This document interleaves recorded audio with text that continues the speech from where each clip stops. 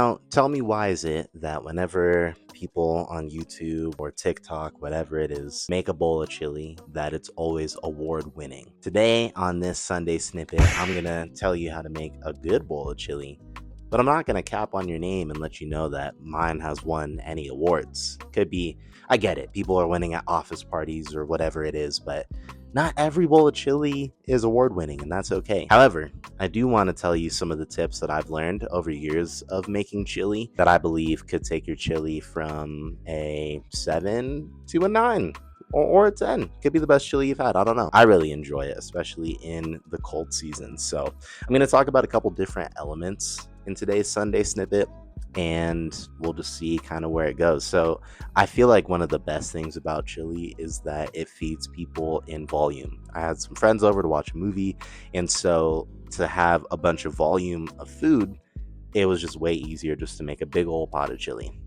Okay, my main tip when it comes to making chili is acknowledge that you're going to be doing things in steps. So treat every step with an ounce of respect and flavor and intention. And so the first thing I would say is think about your mise en place. And so that just means to have all of your ingredients prepped and ready. So, for example, I know that I was going to use onions. I know that I was going to use poblano peppers. I know that I would be using beer, a little bit of frozen chicken stock, be using ground beef. I'll be using beans, which, sorry to Texans, my wife, she's from Texas, and so I know beans are not the way, but I like the fiber in it, and I like a mix of pinto and chili beans.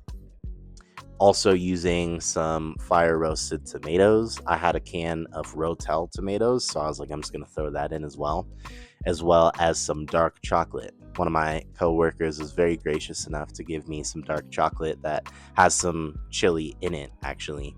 And I think it just gives a really good, smooth undertone. So, having a lot of these ingredients either cut up or prepared ahead of time, that makes it easy that you can then dump things in these intervals.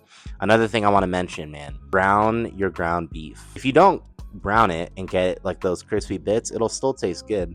But what's happening is that if you take the time to really steam that out, occasionally drain some of the fat so it doesn't pool up all at the end, scrape, scrape, scrape, boom, let it go, let it sit. Put that ground beef on high, let it sit on there for a little bit, scrape it up, and you'll see those really nice craggly bits. The Maillard reaction is happening.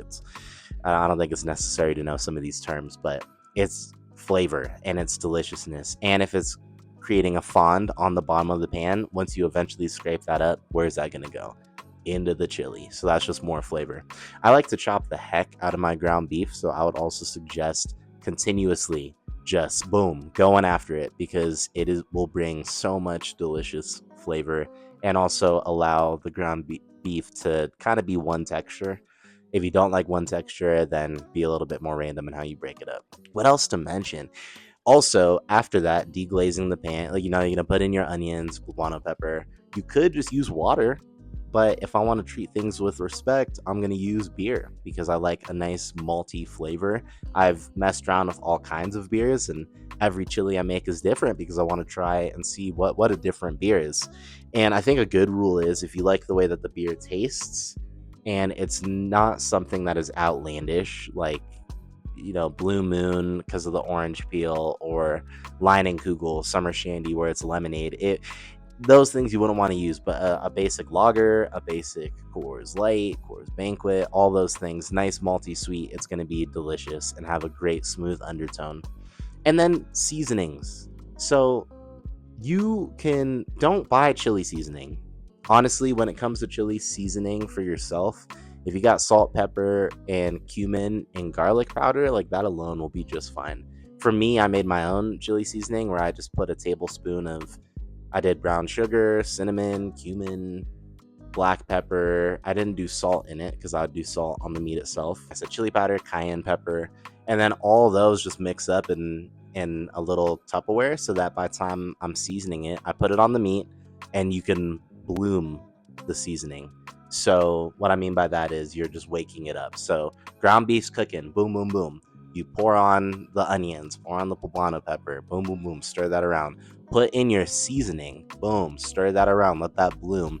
and then add all your liquids. Add the tomatoes, add the beans, add your beer, and then let it sit, man. Let it sit, let it rock.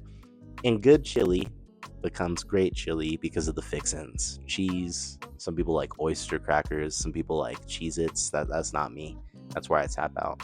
I'm a cornbread guy, and I've been trying to make cornbread from scratch, but recently that has not been working out. So the trusted, tried and true blue and white Jiffy box for 66 cents is what I chose for the other name.